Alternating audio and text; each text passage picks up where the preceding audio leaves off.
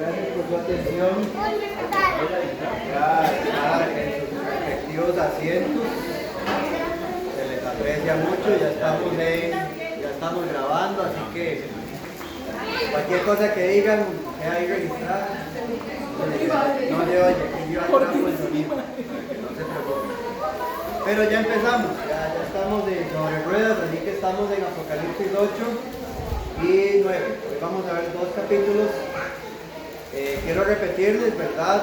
Mira, yo puse por error capítulo 7, pero son capítulos 8 y 9. Fue que no la edité bien la primera página. Pero el 8 y el 9 son los de hoy. Y lo que les iba a comentar, que es nuevamente a modo de recordatorio, es que todo lo que yo pueda enseñar desde este libro, lamentablemente por cuestión de tiempo, no se los puedo enseñar. A veces lo que nosotros enseñamos acá es apenas la punta del iceberg y un montón de cosas que hay, pues, y uno se mete a rebuscar, no para uno de sacarle lecciones a la Biblia, ¿cierto? Y esto pues nos pasa. Si tienen una recomendación de mi parte para seguir el estudio, si hay algo que ustedes tengan dudas y yo no pueda terminar de explicarlo acá, o si quieren pues yo se los explico por aparte. Pero también recuerden, está la herramienta de La Verdad para Hoy. Ustedes entran a una página en internet, se llama La Verdad para Hoy, es de la Iglesia de Cristo. Buscan el curso que está allí, se llama Apocalipsis, y allí pues está un buen estudio bíblico que se trata sobre justamente el libro de Apocalipsis, y va uno por uno cada versículo estudiándolo, y es muy interesante. El hermano que escribe es un hermano australiano, escribe en español, y el hermano escribe bastante interesante, uno no se cansa en la lectura, es bastante llamativo, así que ahí les queda pues el tip. Si alguien necesita el link para entrar al estudio, también se lo comparto, ¿verdad? En algún momento. O si tienen alguna pregunta, ¿verdad? Siempre estoy anuente a escucharles y a resolver dudas en privado. Bueno, pues vamos a lo que son las trompetas. Las trompetas, vamos a leerlas en primer lugar el capítulo 8 y luego el capítulo 9. Muchas de las lecciones que vienen a continuación van a ser de 2 en 2. Capítulo 8 con capítulo 9, capítulo 10 con capítulo 11. Vamos a ir de 2 en 2. Igualmente vamos a tratar de ir despacio, no correr y sacar el mayor provecho a lo práctico, que es lo más importante de todo. Listos, vamos con el versículo 1 para ir leyendo y después explico lo que está en pizarra. Dice: cuando abrió el séptimo sello, al fin se abrió el séptimo sello. ¿Se acuerdan que era un descanso lo que había la semana pasada? Se abrió el séptimo sello, se hizo silencio en el cielo por media hora, y vi a los 7 ángeles que estaban en pie ante Dios, y se les dieron 7 trompetas. Otro ángel vino entonces y se paró ante el altar con un incensario de oro, y se le dio mucho incienso para añadirlo a las oraciones de todos los santos sobre el altar de oro que estaba delante del trono. Y de la mano del ángel que subió a la presencia de Dios el humo del incienso con las oraciones de los santos. Y el ángel tomó el incensario y lo llenó del fuego del altar y lo arrojó a la tierra, y hubo truenos, voces, relámpagos y un terremoto. Vamos a hacer una pausa por acá. Lo que vamos a ver acá en los versículos 1 al 5 es una introducción a lo que se viene. Las trompetas. Las trompetas son lo que se abre en el séptimo sello. Cuando uno piensa que ya viene el final, el número 7 se supone que va a ser el final, lo que hace Apocalipsis es regresar otra vez al principio y va a enseñarnos una nueva cara de las cosas. En el capítulo 6 vimos cómo los cristianos son perseguidos, ¿cierto? Ese era el trabajo de los jinetes.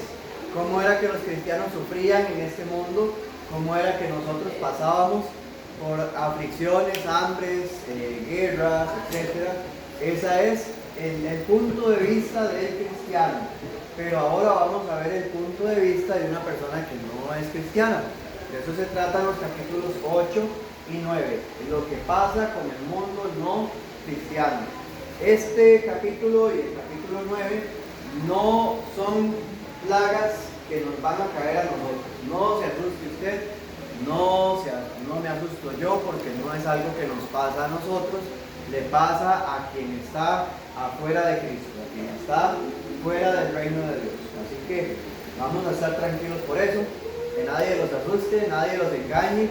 Allá en el mundo hay demasiada desinformación, demasiada falso maestro, y hay que evitar todo eso, hay que taparse los oídos a todas esas cosas y más bien reprender. Pero dice entonces que esto que se da es por el incienso. El incienso es la oración. Allá en el Antiguo Testamento, eso es algo que vemos acá también en el capítulo 5, devolviéndonos al capítulo 5, 8, vean que decía que de los ancianos que estaban hablando, ¿verdad? Dice, se postraron y tenían arpas y copas de oro llenas de incienso. ¿Y qué es el incienso? Las oraciones de los santos. En el Antiguo Testamento eso era un frasco o un recipiente que venía con incienso y se ponía en un altar de fuego que era como del tamaño de este púlpito, y en el altar se prendía fuego y se ponía el incienso a echar humito, ¿verdad? Como en los chinos, ¿verdad? Que eso huele un montón, el perfume, y la nube dentro del templo era enorme. Entonces entrar a ese templo era entrar a un lugar muy perfumado, y eso servía con dos propósitos. El primero, quitar el mal olor de la sangre. Recuerden que el templo estaba muy lleno de sangre, de tantos sacrificios que se hacían. Entonces el perfume tapaba un poquillo ese mal olor. Y la segunda razón por la que Dios creó ese altar de incienso es para representar nuestras oraciones. Así como el humo sube, nuestra oración asciende a Dios, no de una manera literal, no es que no pasa del techo, ¿verdad? Es mentira. La idea es que la oración sube a Dios, que nuestra oración se eleva a Dios, y lo que está pasando en el capítulo 8 es la respuesta a la oración. Vean que en el capítulo 6, versículo 10, también dice que aquellos cristianos decían: ¿hasta cuándo, Señor, no vas a vengar a la sangre de todos nosotros? ¿Hasta cuándo no juzgas y vengas nuestra sangre? Acuérdense que ya los cristianos estaban pidiendo ayuda por las aflicciones que pasaban. Entonces, el capítulo 8 es la respuesta que tiene nuestra oración. Cuando nosotros pedimos por justicia, ¿cómo responde Dios? De eso se trata el capítulo 8. El Salmo 14, ¿verdad? Estilo de 141.2, perdón. Salmo 141.2 habla de lo mismo, es el simbolismo. Incienso es oración, el incienso es la oración. Nada más aquí lo dejo como referencia. Y también vemos que las trompetas son avisos. Esos tres versículos sí los vamos a leer. Son avisos. ¿Qué es lo que sucede con una trompeta?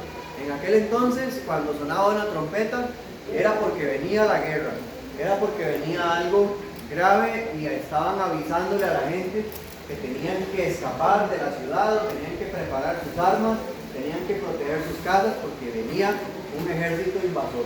Entonces la trompeta servía para eso. Vamos a leer el pasaje de Amós 3.6. Amós 3.6. El primero que llegue a Amós, vamos a pedirle que lo lea. Amós, adelante, hermana Heidi. Se tocará la trompeta en la ciudad y no se alborotará el pueblo. Habrá algún mal en la ciudad de parte más fuerte. Muy bien. Cuando se toca la trompeta, tiene que haber alboroto, ¿verdad? Básicamente lo que dice el pasaje. Tiene que alarmarse. La idea de la trompeta es que la gente se alarme. Imagínense ustedes durmiendo a medianoche y que nada más suene una trompeta por allá. Y no se queda uno dormido, ¿verdad? No se queda uno tranquilo. Uno se alerta por aquella trompeta. ¿Qué más dice Ezequiel 33.6? El siguiente que me encuentre. Adelante. Pero si el atalaya quiere venir la espada y no tocare la trompeta, y el pueblo no se apercibiere, y viniendo la espada huyere de él a alguno, este fue tomado por causa de su pecado, pero demasiaré su sangre de mano de la atalaya. Muy bien, el atalaya era el que tocaba la trompeta, era el que estaba arriba de una torre, era el guarda, el guachi, y ese guarda estaba vigilando y en el momento en que veía un ejército, tocaba la trompeta. Y el último versículo fue el 2:1, ¿quién lo tiene? En estos lados, alguna hermana por este lado, alguna hermana por acá, el hermano por allá. ¿Lo tiene Guillermo? Adelante. Dice así: tocad trompeta en Sion y dad alarma en mi santo monte. Tiemblen todos los moradores de la tierra, porque viene el día de Jehová, porque está cercano. Muchas gracias. Trompeta es alarma. Alarma porque viene el día de Jehová. Ahora, capítulos 8 y 9 no son el día de Jehová todavía. Esa es la séptima trompeta, que ya luego veremos que cuando llegue. Pero el capítulo 8, capítulo 9 son alarmas que Dios da. Son alarmas que Dios está dándole al ser humano, a nosotros, para que reaccionemos. Cuando Israel le daba vueltas a Jericó y dice que la ciudad estaba cerrada totalmente, y tocaron esa trompeta, cuando tocaron la trompeta se vino el muro, ¿cierto? Pero ¿cuántos días tenía Jericó para arrepentirse? 7 días, además de otro montón que tuvo para pensar igual que Rahab y pedirle perdón a Dios. Ellos fueron advertidos. Entonces, esa misma idea es la que quiero que se nos grabe. La parte práctica es que Dios tiene paciencia, pero durante ese tiempo de paciencia Dios toca trompetas, y las trompetas son un jalón de orejas, una reprensión que hace Dios a la humanidad cuando no se arrepiente. Así que entramos ahora sí a las primeras 6 trompetas, y después la séptima la veremos en otro momento. Dice del versículo 6 hasta el 13: y los 7 ángeles que tenían 7 trompetas se dispusieron a tocarlas, como Rogelio. Y el primer ángel tocó la trompeta, y hubo granizo y fuego mezclados con sangre, y fueron lanzados sobre la tierra, y la tercera parte de los árboles se quemó, y se quemó toda la hierba verde. Y el segundo ángel tocó la trompeta, y como una gran montaña ardiendo en fuego, fue precipitada en el mar, y la tercera parte del mar se convirtió en sangre. Y murió la tercera parte de los seres vivientes que estaban en el mar, y la tercera parte de las naves fue destruida. Y el tercer ángel tocó la trompeta, y cayó del cielo una gran estrella ardiendo como una antorcha, y cayó sobre la tercera parte de los ríos y sobre las fuentes de las aguas. Y el nombre de la estrella era Ajenjo. Y la tercera parte de las aguas se convirtió en Ajenjo. Y muchos hombres murieron a causa de esas aguas, porque se hicieron amargas. Dice después: el cuarto ángel tocó la trompeta, y fue herida la tercera parte del sol y la tercera parte de la luna y la tercera parte de las estrellas, para que se oscureciese la tercera parte de ellos, y no hubiese luz en la tercera parte del día, asimismo en la noche. Y miré y oí un ángel volar en medio del cielo, diciendo a gran voz: ¡ay, ay, ay! Se me bajó el dedo. De los que moran en la tierra, a causa de los otros toques de trompeta que estaban para sonar los 3 ángeles. Por cierto, voy a hacer una breve pausa. Este micrófono se me apagó hace un ratito. Vamos a ver, si ahí se enciende, sigue conectado, y si no, yo no sé si ya sigue grabando el sonido. Se desconecta para que no quede ahí cortado el sonido. Nada más ese breve fallo, además del cable, y ahorita pues, si se apaga eso, yo les doy aquí todo de memoria. Bien, entonces ya tenemos las ideas, ¿verdad?, centrales de la trompeta, que es la trompeta. Ahora vamos a ver cada una de las primeras 4.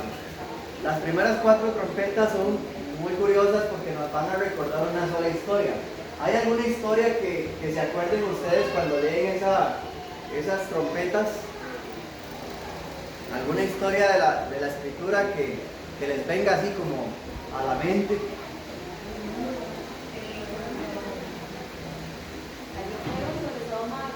Cuando cayó fuego sobre Sodoma y Gomorra, está bien, sí. Ahí está el caso de la primera, ¿verdad? Que es fuego y azufre, pero en este caso dice granizo mezclado con fuego. Las plagas de Egipto, y ese es un punto que vamos a tenerlo presente también. Ténganlo ahí presente, porque las trompetas, vamos a ver, la primera trompeta justamente sí recuerda a la plaga de granizo mezclado con fuego. Cuando Faraón, como dice Hadassah, tenía el corazón duro como una piedra, ese corazón duro fue azotado por muchas plagas. La plaga 7 de Éxodo, ¿verdad? Éxodo 9 dice cómo fue la plaga. Dice que cayó fuego, el granizo mezclado con fuego, algo que no es normal. El granizo, que es hielo, no se mezcla con fuego. Y entonces eso sucedió en Egipto y quemó todo lo que estaba allí pues a su paso, ¿verdad? Si alguien no estaba en la casa y le pegaba una pelota de granizo, esa pelota de granizo venía mezclada con fuego. Es algo extraño, pero así sucedía. Y fue entonces afectado Faraón. ¿Cuál era el propósito de Dios cuando atacaba a Faraón con esas plagas? Afectarle la economía, porque le iba a golpear todos los árboles, le iba a golpear todos los cultivos, le iba a golpear a los esclavos que estaban afuera, o le iba también a golpear todos los animales. Entonces, era una afectación a la agricultura. Y eso es algo que está apareciendo en esta plaga. La plaga de Apocalipsis es una toma prestada para describir afectaciones económicas. Todo lo que vive el ser humano en este mundo siempre se ve afectado económicamente. Hay afectación económica y vemos un golpe también a la idolatría, porque ellos pensaban en Egipto, pensaban que los dioses del cielo y los dioses de la lluvia, los dioses del río Nilo y todos estos dioses eran los que los bendecían. Entonces, ¿qué era lo que sucedía? Cada vez que caía una plaga en Egipto, era un golpe para ese dios. Así, ¿ustedes creen que el dios Osiris es el que les da la comida? Tomen, les quito la comida, era lo que hacía Dios. A ver, pídanle a Osiris, pídanle a la diosa Nut, pídanle a la diosa, al dios Heket, a todos esos ídolos, que les den la comida, que les den el alimento. Y entonces ellos imploraban a sus dioses y los dioses no respondían. Bien lo dijo el hermano Eric hoy, ¿verdad? Cómo se idolatra. Hay muchos ídolos al día de hoy, hay muchos ídolos, y así pues sucede en nuestros días. Nosotros a veces tenemos una economía, ¿verdad? No es el caso de hermanos en Cristo, o esperemos que no sea así, pero la economía puede volverse un ídolo. Vean como Segunda de Crónicas 28:6 y Oseas 2:8 nos habla de Israel, como Dios bendecía a Israel y ellos se iban a los ídolos. Dice, así mismo sacrificó y quemó incienso en los lugares altos, en los collados y debajo de todo árbol frondoso. ¿Qué fue lo que se quemó en la primera plaga? Los árboles. ¿Por qué? Porque la gente idolatraba o adoraba ídolos debajo de los árboles. Esa era una costumbre de ellos. Y dice el segundo versículo, ella no reconoció que yo le daba el trigo, el vino y el aceite, y que le multipliqué la plata y el oro que le ofrecían a Baal. Eso dice el profeta Oseas. Como que yo le dé un regalo a Priscila, y Priscila vaya y le dé las gracias a Gerald. Tiene sentido, ¿verdad? Eso era lo que hacían los israelitas y la gente pues de aquel entonces con lo que Dios les daba. Nos pasó hace poco, ¿verdad? Que Cristel embarazada. Y ¿cómo fue? De parte de mi nieta, dijo mi mamá. Me dieron un regalito de parte de mi nieta, ¿no? Fue Cristel la que le dio el regalo. No se vale. Cristel fue la que invirtió, Cristel fue la que le dio todo el regalito. ¿Y cómo suceden esas cosas, verdad? A veces pasa en la vida real. Y nosotros a veces nos acostumbramos de esa manera a pensar que la economía viene de lo que yo hago, como el rey Nabucodonosor. Todo esto yo lo levanté solo, todo esto yo lo hice con la fuerza de mi poder. Y al rey Nabucodonosor Dios lo terminó humillando, ¿cierto? Bonitas historias, y vamos a algún día a ver. Trompeta número 2, vamos a ver, porque todas vienen vinculadas una con otra. Ya vamos a ver en qué desenlaza todo eso. La trompeta número 2 también es el agua en sangre. Otra vez nos recuerda la primera plaga, cuando Moisés y Aarón tocaron el agua del río y el río se convirtió en sangre, no se convirtió en fresquito de color rojo, ¿verdad? No era que sabía a fresquito, ¿verdad? No era fresa, exactamente, era sangre, sangre. Olía a sangre, apestaba a sangre, sabía a sangre. Y entonces los egipcios estaban asqueados. Los egipcios eran medio germofóbicos, que tenían miedo a las bacterias. Por eso se pasaban bañando. Ustedes los ven que eran pelones, no les gustaba tener piojos, no les gustaba, nadie les gusta. Pero no les gustaba estar sucios, no les gustaba estar sin perfumes, les gustaba estar impecables. Y entonces para ellos, que Dios les convirtiera el agua en sangre y que trajera ranas, y todo eso era un asco, eso era algo aterrador para los egipcios. Entonces, ¿qué es lo que Dios le está enseñando a Apocalipsis en la segunda plaga? Esa misma sensación, esa misma idea de cómo Dios transforma lo que se supone que es una bendición en algo que es una piedra de tropiezo, en una maldición. Puede pasar eso, ¿cierto? A veces pensamos, qué bendición, Dios me ha dado una bendición muy grande. Pongámosle cualquier nombre a esa bendición, pero esa bendición no siempre es una bendición. Se puede convertir en maldición cuando uno no tiene la mirada puesta en el Señor. Qué bonito trabajo, me gusta mi trabajo, es una bendición mi trabajo, pero mi trabajo, si yo no pongo la mirada en Dios, puede convertirse en una maldición, puede convertirse en una atadura que no me permita acercarme a Dios. Así pasa, ¿verdad? Y le pasaba a la gente en el río, idolatraban ese río como a ningún otro pueblo en Egipto. Y entonces se los convirtió en sangre. Tomen del agua del río, alaben el río como antes. Entonces, acá lo que se da es una figura prestada, también está afectándose la pesca, la navegación. Otra vez vemos una falla económica. En aquel entonces no habían aviones, don Guillermo tenía que trabajar en navegación, ¿verdad? No había forma de trabajar con aviones, era con barcos. Era el que le pagó el pasaje a Jonás para ir a Tarsis, don Guillermo en esa historia. Pero la navegación era el principal medio de transporte. Imagínense que era que cargas enormes de oro, de maderas y todo el montón de cosas preciosas de aquella gente en una tormenta se viniera abajo. Qué gran cantidad de pérdidas, que un barco se parta en medio del mar. Era una cantidad enorme de dinero. Entonces, la idea sigue siendo la misma. Hay pérdidas. ¿Qué pasa cuando hay pecado en el mundo? Hay constantes pérdidas. Muchas pérdidas. Hoy nosotros vemos esos centros comerciales llenos de peluchitos, llenos de llaveros y un montón de cositas para el consumismo, ¿verdad? Y cositas de todo tipo. Salió una película nueva, ya sale un montón de carteras llenas de cositas de temáticas de esa película, salen un montón de camisetas y todo eso, hermano, se va a volver cenizas, se va a podrir. Viene una bomba, viene una guerra y hace que todo eso se venga abajo. ¿Y para qué el mundo se vuelve tan pomposo, tan lleno de riquezas si se viene abajo? El pecado puede traer esas consecuencias. Y no pensemos que en nuestro país estamos inmunes. A cualquier cosa estamos nosotros expuestos. ¿Se acuerdan en la pandemia? Vamos a poner un ejemplo. En la pandemia, ¿cuánto valía ese montón de cosas? ¿Quién no estaba buscando más bien sobrevivir? Estábamos buscando papel higiénico, un montón de gente. Estábamos alarmados buscando cómo lavar las latas porque todo venía con bacterias, estábamos con la misma germofobia de los egipcios y nosotros buscamos esas cosas cuando vienen problemáticas grandes. Entonces no pensemos que somos inmunes a catástrofes grandes. Le pasó a Roma, le pasa a cualquier otro pueblo, le puede pasar a cualquiera de nosotros. Pero lo cierto de esto, hermanos, es que bueno, siguen siendo afectaciones a la economía. No se centren en los detalles, el volcán, que arde, todo eso son detallitos para enredar. Lo importante es lo que está pasando acá. Vamos con la trompeta número 3, que es la amargura. El pecado no solamente trae pérdidas. Dígale a una persona que fuma cuántas pérdidas no ha tenido. Que compra 3, 4, 7 cajas de cigarros. Yo conozco gente que compra y y no para, o el que está en una tragamonedas ahí apostando.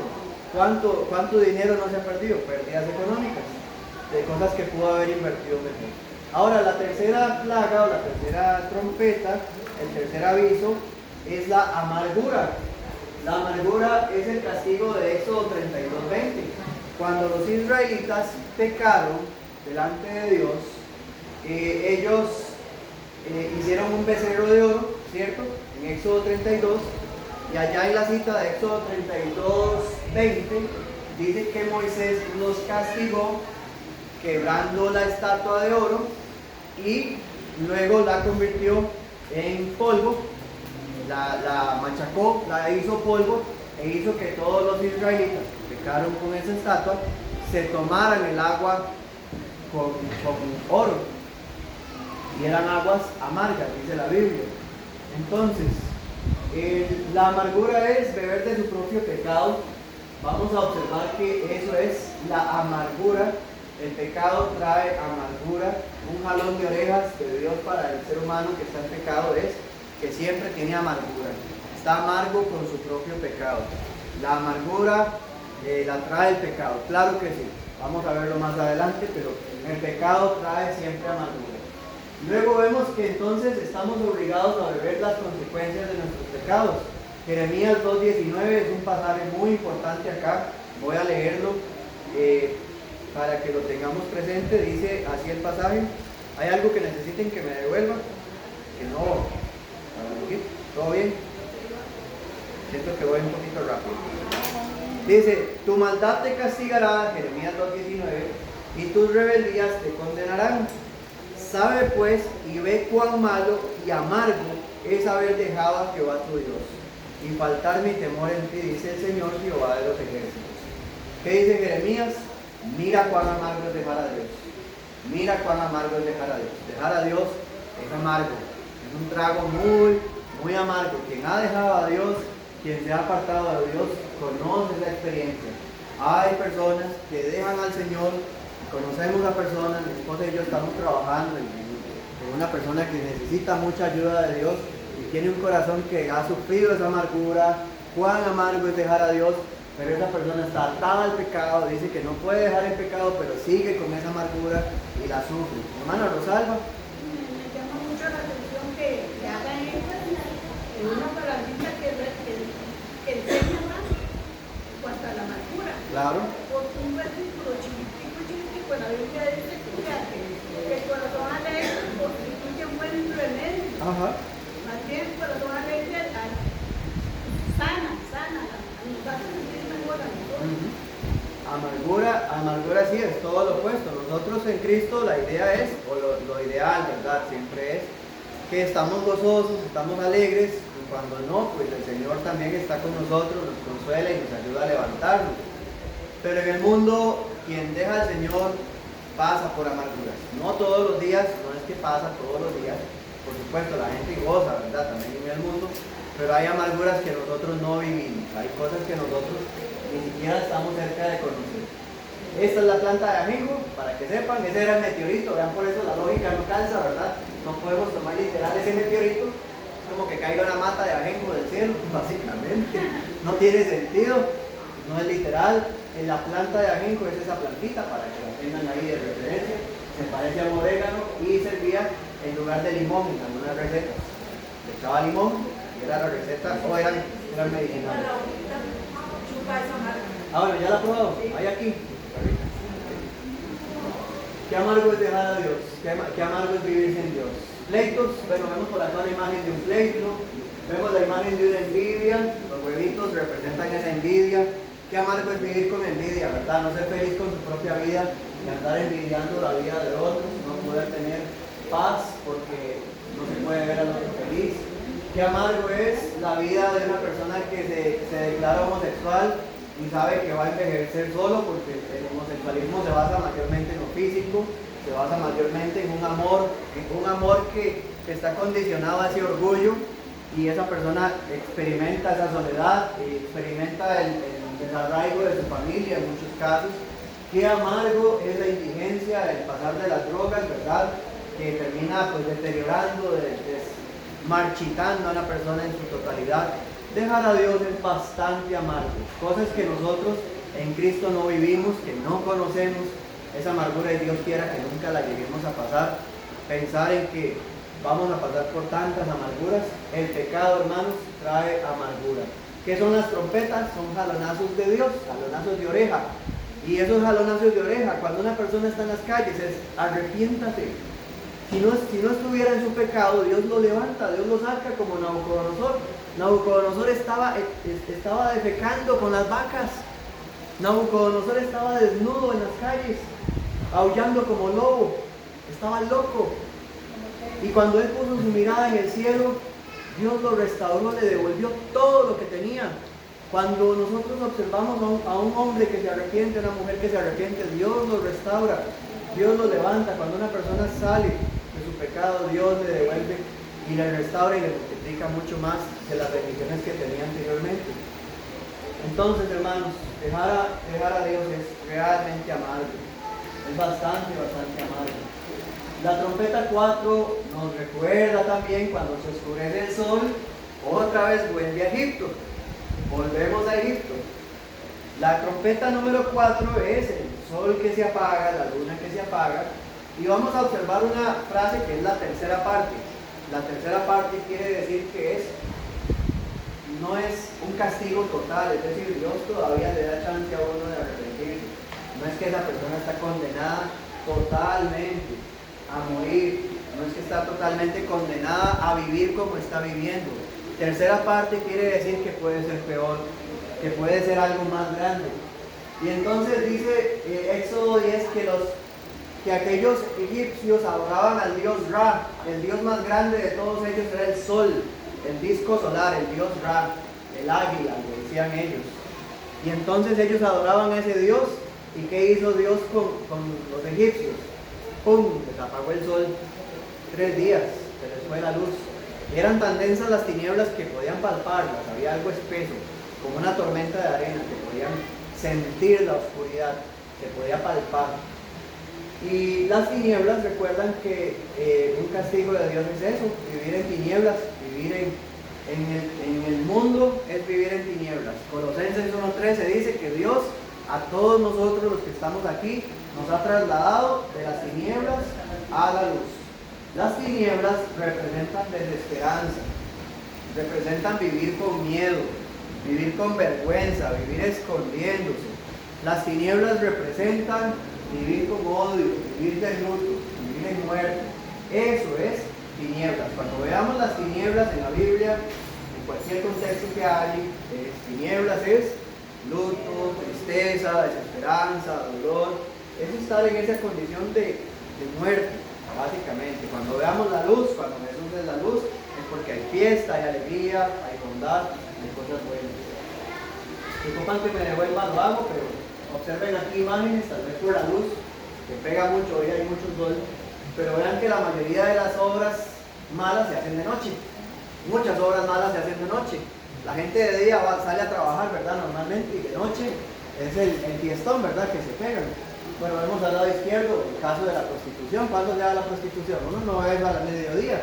¿Cuándo se ve la prostitución? Si uno sale a emergencia a un hospital de noche, va a encontrar todas las calles, cuadra por cuadra, llenas de prostitutas. Eso es lo que pasa de noche. San José de noche es horrible. Vemos a los ladrones. ¿Cuándo andan los ladrones? De noche, igualmente. ¿Cuándo es que la gente pues busca comprar o vender droga? Cuando ya nadie los ve, hay sombreaditos de noche. Y cuando es de día es porque ya la ciudad pues se puso peor de lo que ya debería ser. Pero bueno, voy a devolverme para aquellos que les falte algún apunte. De hecho hay un versículo que dice que Jesús va a venir como ladrón en la noche. Sí, ese lo vimos en Sardis, ¿verdad? En la iglesia en Sardis. Entonces de noche es que sucede lo malo y de noche es que vive el pecador. Esa es la triste historia. Jalón de orejas de Dios para la humanidad es vivir en tinieblas, vivir siempre escondidos, vivir con vergüenza, como un ratón, que los ratones no salen de día, y los ratones cuando uno les prende la luz, van corriendo. Las cucarachas, cuando uno prende la luz, se van, ¿verdad? Eso pasa mucho. Entonces, esa es la vida del que está en pecado. Pasa escondiéndose en la noche. Y dice el versículo 13, ay, ay, ay, esto no es una ranchera. Ay, ay, ay, está hablando de dolor, está hablando de que está clamando, está sintiendo dolor porque viene algo peor. Peores cosas vienen, dice por acá el capítulo 9, vienen cosas peores. Vamos a leerlas de principio a fin, en todo el capítulo 9, y voy a explicarlo tan fácil como resulte posible y que no les abrume. Si hay algo en lo que necesitemos pausar, podemos verlo la siguiente semana, no hay prisa, y vemos poco a poco. El quinto ángel tocó la trompeta y vi una estrella que cayó del cielo a la tierra. Vamos haciendo la imagen en la cabeza. Y se le dio la llave del pozo del abismo, y se abrió el pozo del abismo y subió humo del pozo, como humo de un gran horno, y se oscureció el sol y el aire por el humo del pozo. Capítulo 9, Apocalipsis 9. Dice, y sigo en el versículo 3, y del humo salieron langostas sobre la tierra, y se les dio poder como tienen poder los escorpiones. Dice el versículo 3, sigue el 4, 9:4, dice, y se les mandó que no dañasen a la hierba de la tierra, ni a cosa verde alguna, ni a ningún árbol, sino solamente a los hombres que no tuvieran el sello de Dios en su frente. ¿Es un castigo para usted? No, tiene el sello de Dios en su frente, ya tiene el Espíritu de Dios. Y le fue dado que no matase, sino que atormentase. No son para matar, son para atormentar 5 meses, y su tormento era como escorpión cuando hiere al hombre. Y en aquellos días los hombres buscarán la muerte, pero no la hallarán, y ansiarán morir, pero la muerte huirá de ellos. Y el aspecto de las langostas era semejante a caballos preparados para la guerra, y en las cabezas tenían como coronas de oro, y sus caras eran caras como caras humanas, y tenían cabello como de mujer, y sus dientes eran como de leones, y tenían corazas de hierro, y el ruido de sus alas era como el estruendo de muchos carros de caballo corriendo a la batalla. Y tenían poder para dañar, y tenían colas como de escorpiones, y también aguijones, y en sus colas tenían poder para dañar a los hombres durante 5 meses. Y tienen por rey sobre ellos al ángel del abismo, cuyo nombre en hebreo es Abadón y en griego Apolión. El primer ay pasó, he aquí, viene aún 2 ayes después de esto. El sexto ángel tocó la trompeta y oyó una voz de entre los 4 cuernos del altar de oro que estaba delante de Dios, diciendo, al sexto ángel que tenía la trompeta, desata a los 4 ángeles que están atados junto al gran río Éufrates. Y fueron desatados los 4 ángeles que estaban preparados, aquellos del capítulo 7, ¿se acuerdan? Para el día, hora, mes y año, a fin de matar a la tercera parte de los hombres. Y el número de los ejércitos de los jinetes eran 200 millones.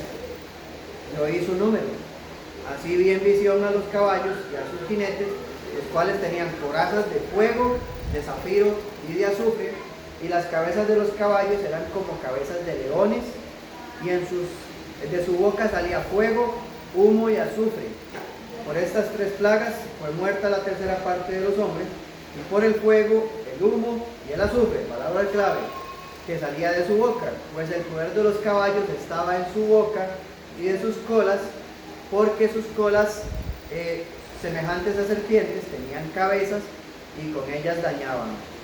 Y los otros hombres que no fueron muertos con estas plagas, ni aún así se arrepintieron de las obras de sus manos, ni dejaron de adorar a los demonios, ni a las imágenes de oro, de plata y de bronce y de piedra y de madera, las cuales no pueden ver, ni oír, ni andar, y no se arrepintieron de sus homicidios, ni de sus hechicerías, ni de su fornicación, ni de sus hurtos.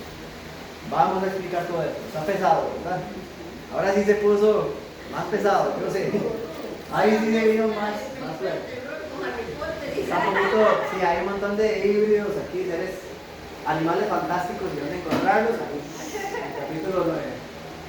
El abismo es vamos a ver, aquí empieza el abismo. El abismo es una palabra extraña de la Biblia, es complicado explicarlo, tal vez no haya mucho tiempo para hablar del abismo. Aquí quedan las citas bíblicas, Salmo 88, versículo 10 al 12 y Judas 6. Me interesa más Judas 6, porque dice que cuando el diablo cayó del cielo, la estrella que cayó del cielo a la tierra, ¿la ven?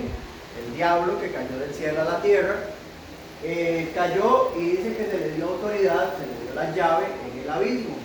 Judas 6 dice que los ángeles que no quisieron estar en el cielo, que no guardaron su dignidad, fueron arrojados a prisiones eternas. El abismo es un lugar parecido al Hades. ¿Ya están familiarizados con el Hades? Algunos, levanten la mano. ¿Quiénes han escuchado del Hades? Aunque sea alguito. El Hades, el lugar donde van los muertos. El abismo es una zona similar, no es lo mismo que el Hades. Es una zona similar y es donde están los demonios. Es el lugar donde están los demonios.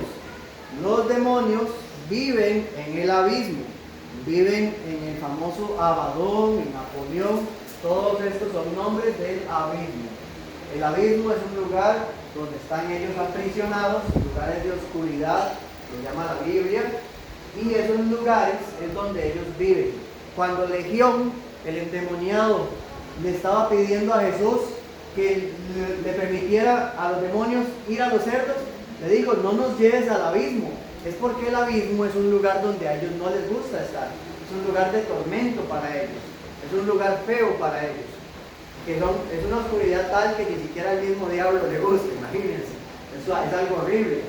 Pero dice que ellos salen del abismo y salen y entran del abismo constantemente para atormentar a la gente. ¿Cuál es el símbolo de la plaga número 5? De la trompeta 5, y es la destrucción del alma. Una persona que no está en Cristo vive visitada por demonios, básicamente. Es visitada por demonios. Y esos demonios, hay mucho que hablar del tema de los demonios, es un montón de temas que tiene el tema de los demonios, pero los demonios van y vienen del abismo constantemente. Ellos tienen la forma de operar aquí en este mundo. ¿Y qué es lo que hacen? Atormentan a sus víctimas.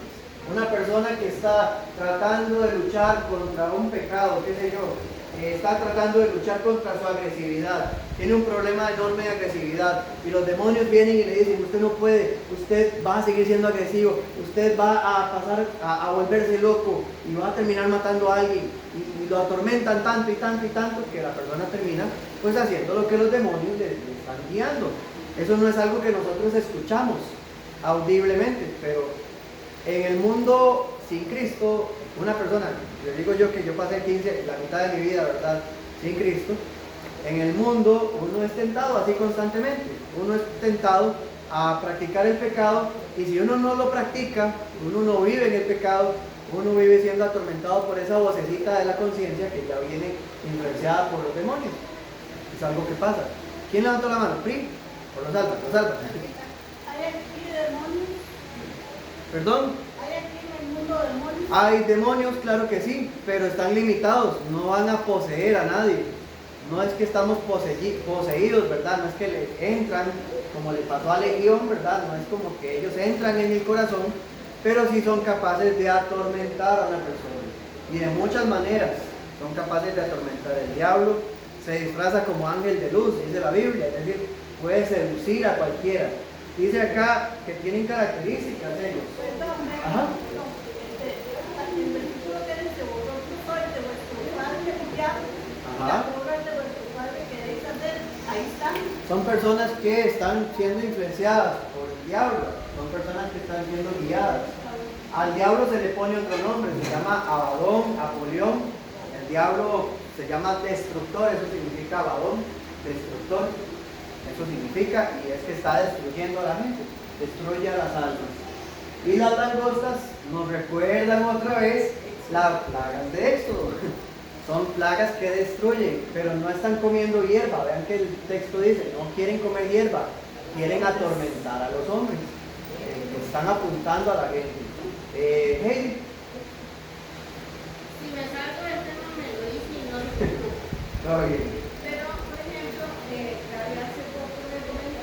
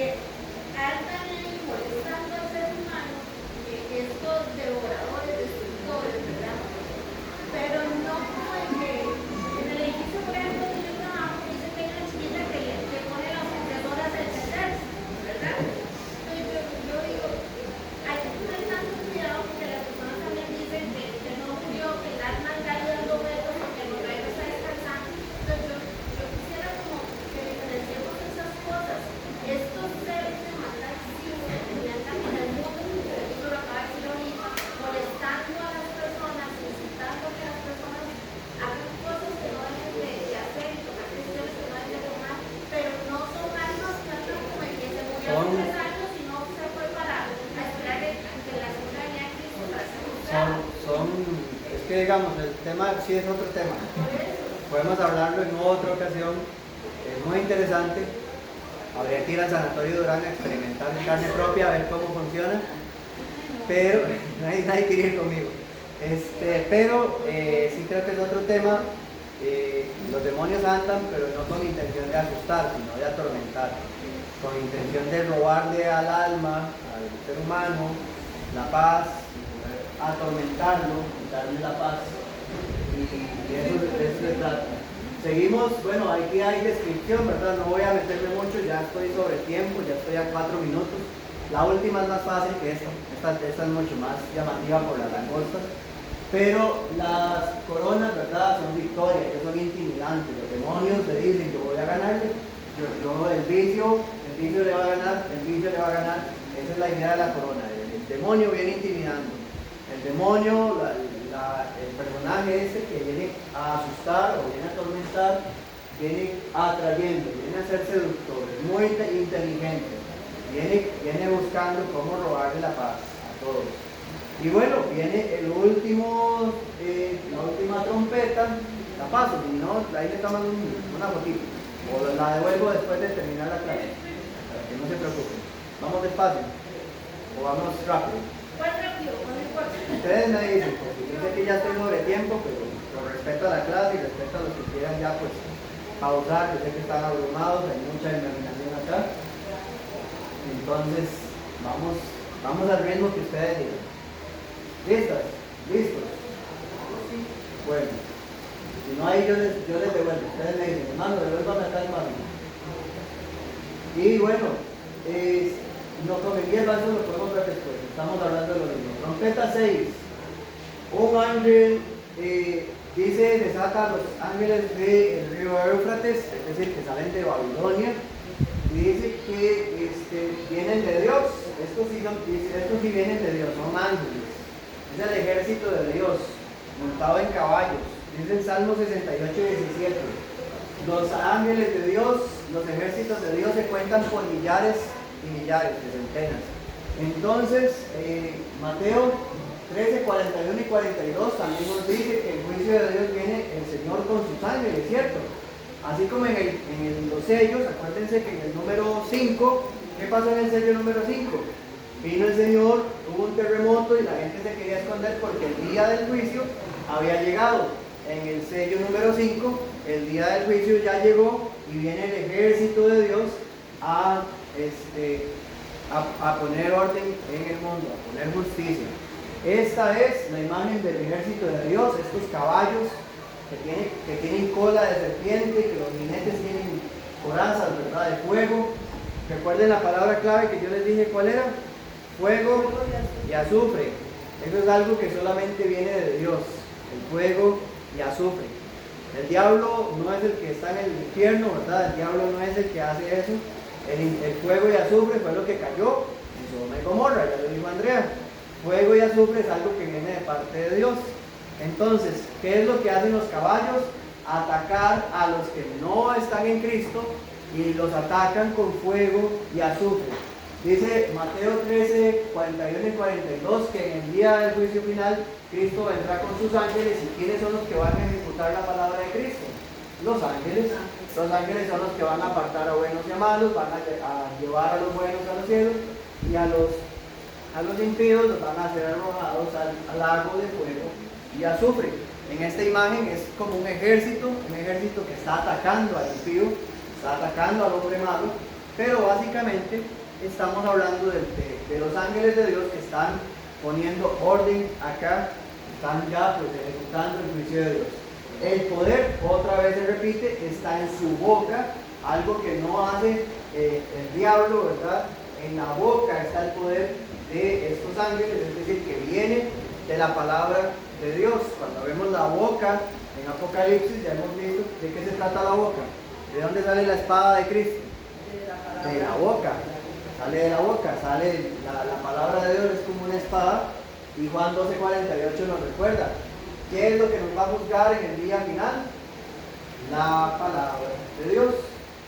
El que me rechaza y no recibe mi palabra tiene que le juzgue la palabra que yo he hablado, ella le juzgará en el día postrero. Entonces es el ejército de ángeles. Y las colas de serpiente quiere decir que ya lo atacaron de frente y aún después de que ya pasó el ejército, ¡pum!, le vuelven a dar otro chuzazo. Entonces básicamente es eso de lo que trata la última trompeta. La lección más importante de de esta clase está en el versículo 20 y 21. Vamos a volver a leerlo. Y ni aún así se arrepintieron. Esa es la palabra clave. El ser humano puede estar pasando por la miseria total, como vimos aquellos en las imágenes. Como vimos, hay personas que están pasando por amarguras horribles, han estado siendo atormentados por demonios y aún así no se arrepienten. Versículos 20 y 21 son la clave. Ráyelos en su Biblia, resalte los 20 y 21. Dicen, aún la gente no se arrepiente. Pueden pasarle cualquier cantidad de dolores, puede que venga 3, 4, 5 plagas y Faraón se arrepintió con 5 o 6 plagas. No, ni siquiera con las 10 plagas, porque luego fue y se ahogó en el mar porque no tenía el corazón dispuesto para Dios. Pueden pasarle 1000 plagas al ser humano que si no se arrepiente, de nada sirve. Entonces, ni aún así se arrepiente el ser humano de sus malas obras. Bueno, aquí ya hay otro simbolismo. Yo les voy a compartir esto, ¿les parece? Para que no les quede eso sobre el tiempo. Pero vean, ahí está la gran lección. Y no se arrepintieron de sus malas obras. Todo esto yo se los voy a compartir para que no lo pierdan. Yo sé que es mucho en poco tiempo. Y más bien tratamos de sacarle la lección práctica. Es todo por ahora, hermanos. Dios los bendiga a todos. Los niños están llorando más que yo. No es mi culpa. Dios los bendiga a todos.